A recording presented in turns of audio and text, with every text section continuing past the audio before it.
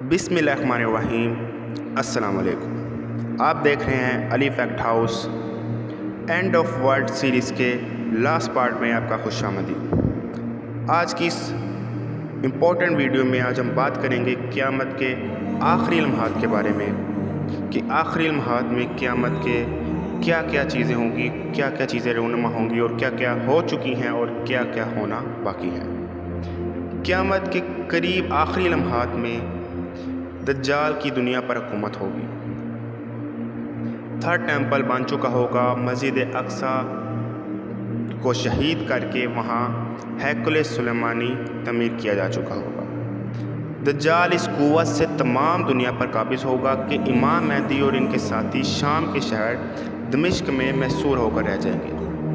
دجال تب ان کے شہر کی طرف بڑھے گا، تاہم یہی نزول عیسیٰ علیہ السلام کا وقت ہوگا۔ حضرت عیسیٰ علیہ السلام کا نزول امام مہدی کے ظہور اور دجال کے خروج کے بعد ہوگا۔ آپ شام کے شہر دمشق میں سفید مینار کے پاس اس مقام پر اتریں گے جہاں امام مہدی اور ان کے ساتھی موجود ہوں گے۔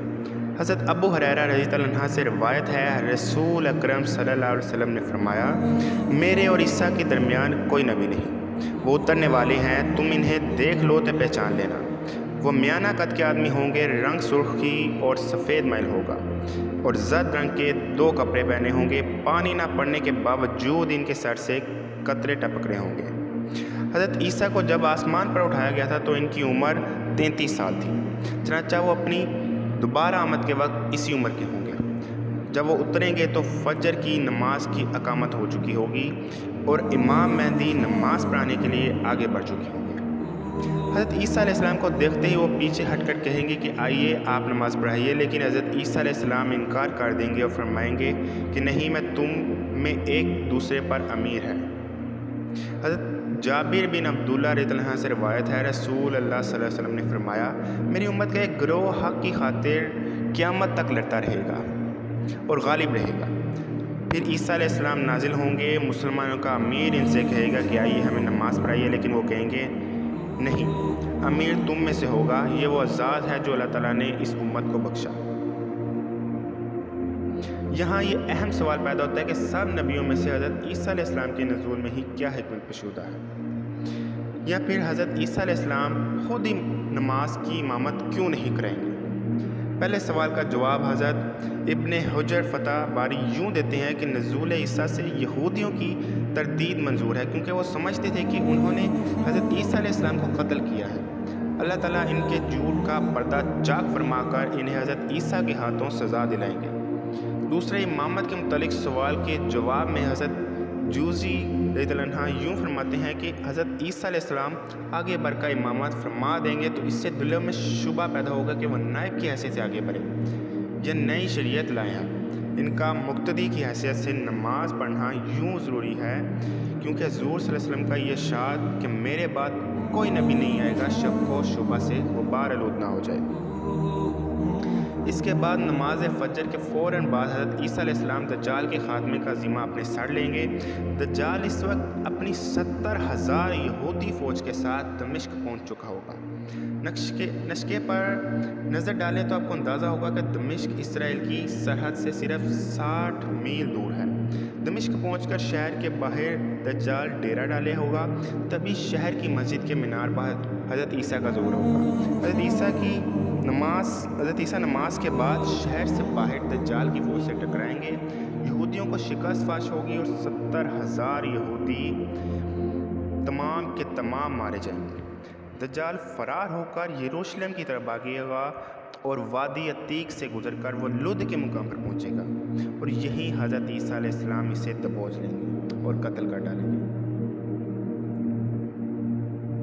حضرت حذیفہ رضی اللہ عنہ سے روایت ہے کہ باہم گفتگو کر رہے تھے کہ رسول ہمارے پاس آئے اور پوچھا کیا گفتگو ہو رہی ہے؟ انہوں نے فرمایا کہ ہم قیامت کا ذکر کر رہے ہیں۔ آپ صلی اللہ علیہ وسلم نے فرمایا قیامت اس وقت تک نہ آئے گی جب تک تم 10 نشانیاں نہ دیکھ لو۔ پھر آپ صلی اللہ علیہ وسلم نے ذکر کیا دھوئیں کا، دجال کا، جانور کا، مغرب سے طلوع آفتاب کا، عیسیٰ کے نزول کا، یجوج مجوج کے خروج کا، مشرق، مغرب اور جزیرہ عرب کے 3 زلزلوں کا آخر میں سے اس آگ کا جو یمن سے نکل کر لوگوں کو ہانک کر محشر کے میدان تک لے جائے گی۔ قیامت کی 10 بڑی نشانیوں یعنی علامات کبریٰ میں اگلی باری یجوج مجوج کی ہوگی۔ یوج مجوج دجال کے قتل کے بعد ظاہر ہوگی۔ اس کا تذکرہ قرآن مجید میں حضرت ذوالقرنین کے حوالے سے بیان ہوا ہے جو کہ ایک عادل بادشاہ تھے۔ یجوج مجوج کے بارے میں بتایا گیا کہ 2 بڑے پہاڑوں کے پیچھے سے آ کر ان کے درمیان فساد پھیلاتے تھے۔ انہوں نے حضرت ذوالقرنین سے ایک دیوار بنانے کی گزارش کی۔ وہاں کے جو لوگ تھے تب حضرت نے اپنی غیر معمولی طاقت اور استطاعت کی بنیاد پر ان 2 پہاڑوں کے درمیان ایک مضبوط دیوار کھڑی کر دی اور یجوج مجوج اس دیوار کے پیچھے رہ گئے۔ قیامت کے قرب قیامت کے قریب یجوج مجوج اس دیوار کو ختم کر کے باہر آ جائیں گے اور حد سے زیادہ تباہی۔ حضرت ابو سعید سے روایت ہے کہ رسول اللہ صلی اللہ علیہ وسلم نے فرمایا جب یجوج مجوج کا اخراج ہوگا تو لوگ ان سے بھاگ کر اپنے شہروں اور قلعوں کی راہ لیں گے اور اپنے ساتھ اپنے مویشی لے جائیں گے۔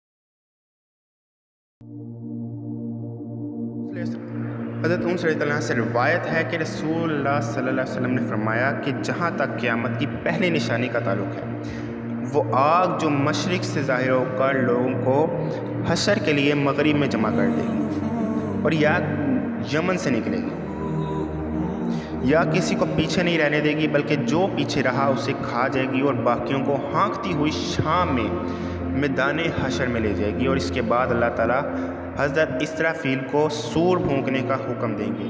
سور ایک بہت بڑا بغل ہے جسے حضرت اسرافیل 3 بار پھونکیں گے۔ پہلی پھونک کا نفخہ گھبراہٹ کا نفخہ ہوگا، یہ خاصا طویل ہوگا۔ اسے سن کر آسمان اور زمین پر رہنے والے سب ڈر جائیں گے سوائے انبیاء اور شہداء کے۔ اور کیا گزرے گی جب اس روز کے سور پھونکا جائے اور ہول کھا کر گر جائیں گے وہ سب جو آسمانوں اور زمین میں ہیں سوائے ان لوگوں کے جنہیں اللہ اس ہول سے بچا لے گا، اور سب کان دبائے اس کے حضور حاضر ہو جائیں گے۔ یہ نفخہ وہ ہے جس سے پوری کائنات لرز جائے گی اور ہر چیز ایک زبردست زلزلے کی لپیٹ میں آ جائے گی۔ زمین لرز جائے گی، پہاڑ ٹوٹ جائیں گے اور ریزہ ریزہ ہو کر ذروں میں تبدیل ہو جائیں گے، سمندر پھٹ کر ایک دوسرے میں گر جائیں گے، استغفر اللہ، اور بھڑکتی آگ کے ساتھ کشش ثقل یعنی گریوٹی کا خاتمہ ہو جائے گا اور سورج، چاند، ستارے سب کی روشنی ختم ہو جائے گی، سب کچھ فنا ہو جائے گا اور کائنات اسی طرح قہر اور بخارات میں تبدیل ہو جائے گی جیسے کہ تخلیق سے پہلے تھی۔ یہ نفخہ جب آئے گا تو زمین پر موجود انسان کے بارے میں اللہ تعالیٰ فرماتے ہیں، لوگوں اپنے رب کے غضب سے بچو، حقیقت ہے کہ قیامت کا زلزلہ بڑی ہولناک چیز ہے۔ جس روز تم اسے دیکھو گے یہ حال یہ ہوگا کہ دودھ پلانے والی ماں دودھ پلاتے بچے سے غافل ہو جائے گی اور ہر حاملہ کا حمل گر جائے گا، لوگ تم کو مدہوش نظر آئیں گے، حالانکہ وہ نشے کی حالت میں نہ ہوں گے بلکہ اللہ کا عذاب ہی کچھ ایسا سخت ہوگا۔ پھر حضرت اسرافیل دوسری بار سور پھونکیں گے، یہ بے ہوشی کا نفخہ ہوگا۔ انبیاء اور شہداء سمیت زمین کی تمام مخلوق بے ہوش ہو کر گر جائے گی سوائے ان کے جنہیں اللہ نے بچانا ہوگا، اور یہ 8 فرشتے ہوں گے، جبرائیل، میکائیل اور اسرافیل، موت کا فرشتہ اور عرش کو اٹھانے والے 4 فرشتے۔ سور میں جب یہ پھونک ماری جائے گی تو تمام آسمان اور زمین والوں کے ہوش اڑ جائیں گے سوائے ان کے جنہیں اللہ نے بچانا ہے۔ پھر اس میں دوبارہ سور پھونکی جائے گی تو دفعتاً سب کھڑے ہو جائیں گے اور چاروں طرف دیکھنے لگیں گے۔ پھر اللہ کے حکم سے جبرائیل، میکائیل، اسرافیل اور عرش اٹھانے والے 4 فرشتوں کی روح قبض کی جائے گی۔ صرف اللہ تعالیٰ کی ذات اور موت کا فرشتہ باقی رہ جائے گا۔ پھر اللہ تعالیٰ اس فرشتے سے کہے گا، تو میری مخلوق ہے، میں نے ارادہ کیا تجھے پیدا کیا، اب تو بھی مر جا۔ چنانچہ ملک الموت بھی مر جائے گا۔ ملک الموت ایک مینڈے کی شکل میں آئے گی اور اسے ذبح کر دیا جائے گا، موت کو ذبح کر دیا جائے گا اور سوائے اللہ کی ذات کے کچھ بھی باقی نہیں رہے گا۔ پھر حضرت اسرافیل کو دوبارہ زندہ کر کے تیسری بار سور پھونکنے کا حکم دیا جائے گا، اور یہ آخری نفخہ ہوگا، آخری سور ہوگا۔ یہ نفخہ مر کر دوبارہ جی اٹھنے کا ہوگا۔ سور میں اتنے سراغ ہوں گے کہ جتنی کہ کل مخلوقات کی روحیں جسموں میں واپس رعایت کر جائیں گی۔ جسم قبروں سے اپنے سروں کی مٹی جھاڑتے کھڑے ہوں گے۔ کافر کہیں گے کہ یہ تو بڑا سخت دن ہے، اور مومن کہیں گے کہ شکر ہے اس اللہ کا جو ہمارا پروردگار ہے۔ آنے والے مرحلے کے واقعات دنیا کے فتنوں میں انسان کو پھنسا کر ہلاکت کی جانب گامزن کرنے والے عناصر کی نشاندہی کرتے ہیں۔ ان سے گاہی رسول صلی اللہ علیہ وسلم کی اس حدیث کے تناظر میں ضروری ہے جس میں ارشاد ہوا، دنیا میں ایسے رہو جیسے ایک مسافر یا ایک پردیسی رہتا ہے۔ یہ اللہ تعالیٰ کا شکر ہے کہ میرے اور آپ کے پاس ابھی وقت ہے، کچھ مہلت ہے، کچھ ٹائم ہے ہمارے پاس کہ ہم اپنے عمل کو ٹھیک کر لیں، گناہوں سے توبہ کر لیں، اختتام کو پہنچیں۔ اپنا اور اپنے آس پاس رشتہ داروں کا سب کا خیال رکھیے گا۔ اللہ حافظ۔